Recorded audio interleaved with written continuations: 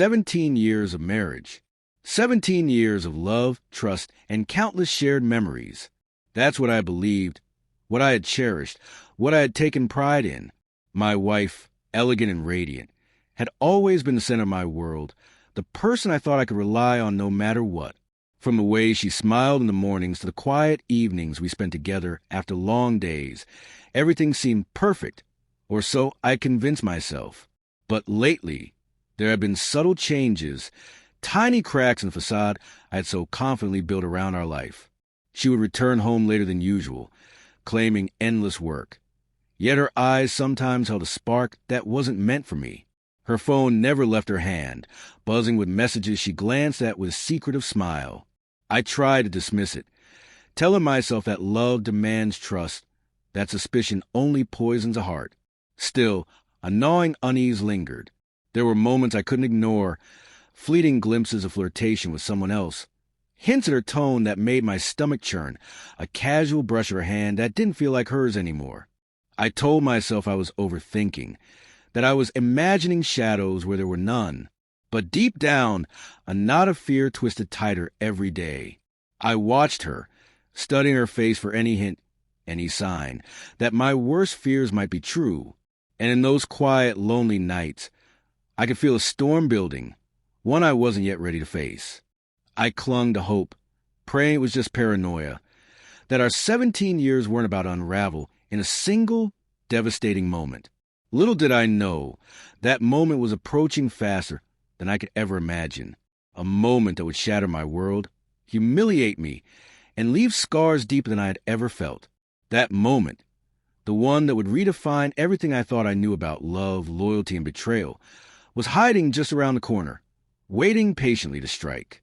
The days that followed felt heavier, as if the air itself carried a warning I couldn't quite name. At home, the atmosphere had shifted. Conversations that once flowed easily now stumbled over awkward pauses, polite smiles masking the distance that had quietly grown between us. I noticed the way she lingered over her phone, eyes darting at messages I couldn't see. There were hushed tones and muffled laughter, gestures that seemed meant to exclude me from her world. I tried to reason with myself. Perhaps it was work stress.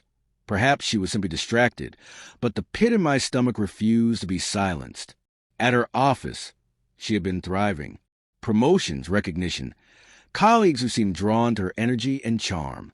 And yet, there was someone in particular who seemed to linger too close, whose compliments carried a weight I couldn't ignore. Her boss, a man with commanding presence and a smile that reached far too easily to her ears, became an unseen shadow in my home. I tried to dismiss it as professional admiration, yet a quiet fear began to nest in my mind.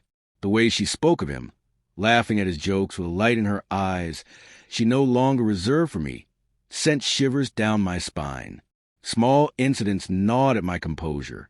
A lingering glance that didn't meet mine, a whispered conversation cut short the moment I entered the room, a sudden flush to her cheeks when she mentioned his name.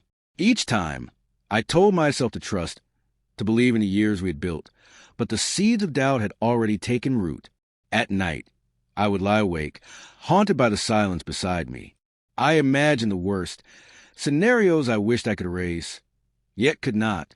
And every morning, she would leave, her perfume lingering in the hallway, the faint click of her heels a reminder that our lives were slowly drifting in different directions. The tension became unbearable the day she returned home later than usual, a faint scent of someone else clinging to her, a careless smile that didn't reach her eyes when I questioned her about the delay. My heart raced, but I said nothing, swallowing the words that begged to burst out. I felt powerless, trapped between love and suspicion, between hope and despair. And in the quiet corners of my mind, I knew that the storm I had feared was gathering strength. It was only a matter of time before the fragile walls of our life crumbled completely, and when they did, there would be no turning back. The day of the company gala arrived with a weight I could not shake. I had hoped that in the bright lights, the laughter, and the clinking glasses, I could escape the gnawing suspicion that had settled deep in my chest. But hope, I soon realized, was a fragile shield. The venue was alive with chatter, the soft hum of music weaving to the clinking of champagne flutes. Colleagues mingled, exchanging congratulations and gossip. I stood near the edge of the room, trying to appear composed, my heart hammering as I scanned the crowd for her. When she arrived, dressed in an elegant gown that shimmered under the chandeliers, my stomach twisted. She was beautiful, radiant, the image of perfection.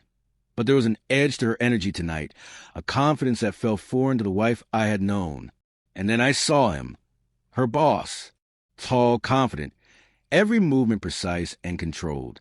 He approached her with a familiarity that made my blood run cold. Their conversation began innocuously, but as the minutes passed, their smiles grew too intimate, their laughter too private for the public stage. My chest tightened, a cold dread spreading through me like frost. And then it happened, the moment that would haunt me for the rest of my life. She did it deliberately. I could feel it, as if she had rehearsed this cruelty in secret. She sat on his lap, in front of everyone. The room fell silent for just a heartbeat, the laughter dying on lips that had only moments before seemed so comfortable. Eyes turned, murmurs rippled through the crowd, and I could barely breathe. She leaned close, her lips brushing his ear as she whispered the words that cut through me sharper than any knife. "He's not enough to satisfy me." Time seemed to slow. Every face blurred except hers, twisted into a mass of arrogance and defiance. My knees nearly buckled under the weight of humiliation. People I had known for years glanced in shock, some whispering, others avoiding eye contact entirely. The world had narrowed to that single, unbearable truth. She had chosen this moment to betray me in public, to display the depths of her betrayal where everyone could see. I wanted to move, to speak, to tear her from his lap and demand answers. But my body refused to obey, frozen by the shock and the hurt that seemed to seep into my bones. I watched powerless as her laughter rang out, light, teasing, cruel, while I felt the years of our marriage unraveling in seconds. And then, as if on cue, she finally noticed me. Her eyes met mine for a fleeting moment, and there was no remorse, no shame, only a spark of challenge, as if daring me to react. That single glance ignited a fire inside me, a mix of anger, despair, and a bitter realization that nothing would ever be the same again. By the time the night ended, I was left standing alone in the shadowed corners of the hall, my heart shattered, my trust destroyed, and a storm of thoughts raging inside me. The betrayal was no longer a possibility. It was a painful, undeniable reality. And I knew, with an icy certainty, that the reckoning had only just begun. The drive home was a blur. The streets, the lights, even a faint hum of passing cars, all of it seemed unreal, as if I had been transported into a nightmare I couldn't wake from. My hands gripped the steering wheel so tightly that my knuckles ached, and yet I felt numb, my mind replaying the scene over and over. Her laughter, his smile, the cruel whisper that had shattered every ounce of trust one had ever placed in her. When I arrived at home, the quiet of our house was suffocating. The walls that had once felt like a sanctuary now seemed oppressive, closing in on me with every step. She was not there. Of course, she wasn't. I had half expected her to be waiting triumphant, but the emptiness only deepened the sting of humiliation. I poured a glass of water, but my hands trembled so badly that I spilled half of it onto the counter. The small, mundane accident seemed emblematic of everything I had lost: control, dignity, certainty. Hours passed. I tried to distract myself, scanning old photos, rereading text messages from happier times, clinging to memories that now felt like taunts. Every image, every word, reminded me of what had been destroyed in a single night. The laughter at the gala, the whispers of colleagues. It wasn't just betrayal. It was public, undeniable, and meant to wound. When she finally returned, it was late. The faint smell of perfume, another person's scent lingering, hit me before she even stepped inside. She was drunk, unsteady, her hair a mess, her dress rumpled. For a moment, I thought about confronting her immediately, unleashing the anger and pain that had been coiled inside me all night. But something stopped me. Perhaps it was a desire to see if she would feel even a fraction of the guilt I carried. Perhaps it was exhaustion, or the disbelief that this was truly happening. She stumbled into the living room, laughter spilling from her lips as if the night had been nothing more than a game. Our eyes met, and for a brief second, I thought she might falter. But no, her smile was careless, mocking even. That single glance ignited a storm inside me, an overwhelming mix of rage, sorrow, and disbelief. I realized then that whatever remained between us had been stripped away, leaving only raw, aching emptiness. I said nothing. I simply watched. And in that silence, a new clarity began to form. This was no longer about trust. This was no longer about love. This was about justice, about confronting betrayal in the only way that would truly make her see the consequences of her actions. And deep down, a dark resolve began to take shape, a plan that would force her to face the weight of what she had done. The front door closed behind her with a hollow thud that echoed through the empty house. I stood in the kitchen, leaning against the counter, my hands clenched into fists as I watched her sway slightly, the faint scent of alcohol clinging to her like a second skin. The sight of her so unsteady, so careless, should have softened the anger inside me. But it did the opposite. Every careless laugh, every defiant glance, fueled a growing storm of betrayal and hurt. She froze the moment she entered the kitchen, her eyes catching mine. The change was immediate. The drunken haze evaporated like mist in the morning sun. Her lips parted, a quiet gasp escaping her as she took in the scene before her. I had prepared carefully, a silent message that words could not convey. The kitchen was dark except for the soft glow of the overhead light, illuminating the small details that would make her understand exactly how deep her betrayal had cut. A photograph of the two of us on our wedding day lay face down on the counter. Her favorite wine glass, untouched, reflected the dim light like a silent witness. And across the table, a single envelope, carefully marked with her name, waited patiently. "Why?" she began, her voice trembling, barely audible. "Why are you?" I didn't answer. I simply stepped closer, the silence pressing against her like a physical force. She staggered slightly backward, her eyes wide with fear for the first time in years. No charm, no smile, no excuses could shield her now. The power she had wielded so casually in public had evaporated, leaving her exposed, vulnerable, and painfully human. Tears welled in her eyes, but there was no relief in them, only panic. She dropped to her knees, clutching at the counter, gasping, her words tumbling out in a broken, desperate jumble. I didn't mean it was a mistake. I love you. The anger inside me roared, and yet it was tempered by something darker, a sense of grim satisfaction. The time for public humiliation had passed. Now, in the quiet intimacy of our home, the truth could no longer be ignored. Every plea she made, every faltering word, reminded me of the trust she had shattered, of the years of devotion she had disregarded. I finally spoke, my voice low and steady, cutting through the tension like a knife. "Do you understand what you've done? Not just to me, but to everything we built." Her nods were frantic, her sobs echoing in the kitchen. She tried to reach for my hand, but I drew back. Distance had become a weapon, one that made her feel the magnitude of her betrayal. And in that space, I realized that the pain she felt, genuine or manufactured, was the first step toward her reckoning. The night stretched on, filled with quiet cries, broken words, and the heavy weight of consequences. By the time the first hints of dawn crept through the curtains, the dynamic had shifted irrevocably. The arrogance, the casual cruelty, the careless confidence she had displayed in public, all of it was gone. She was finally confronted with the gravity of her actions, forced to face the emptiness she had created in our home and in my heart. And in that silence, I understood that nothing would ever be the same again. The days that followed were silent but electric, charged with a tension that neither of us could escape. I did not raise my voice. I did not lash out. Words alone could never match the betrayal she had inflicted. Instead, I let the silence do the work. Every glance I gave her was measured, every gesture deliberate, and every moment was a reminder of the trust she had shattered. I watched her pace the house, unsure where she stood, unsure if I would speak, unsure if forgiveness would ever come. And in that uncertainty, I wielded a power she had never anticipated. I began leaving subtle reminders of her actions in places she could not ignore. A folded napkin with a small note recalling the gala, her phone, carefully positioned where she would see the messages she had sent to him, exposed for a fleeting moment. Every small act was meant to reflect back the humiliation, the betrayal, and the anguish she had caused. I did not need to yell.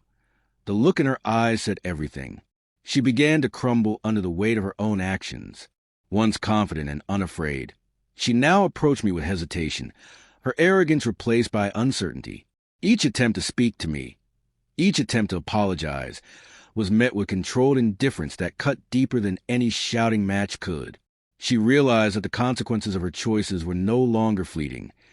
They were permanent, etched into the fabric of our lives and impossible to erase. At night, I would sit quietly in the living room, her presence heavy beside me, knowing she was awake, aware, and unsettled. Every minor interaction was calculated to keep her off balance. Nothing cruel, nothing violent, but everything profoundly uncomfortable. The betrayal she had inflicted became a mirror she could not escape. I watched her struggle with her guilt, her longing, and her fear, and I felt a grim satisfaction in knowing that she could finally see the pain she had caused in full. And yet, beneath it all, I felt a quiet, almost mournful clarity. Revenge was not about making her suffer for my own sake. It was about reclaiming the dignity she had tried to strip from me, about restoring balance to the shattered pieces of our marriage.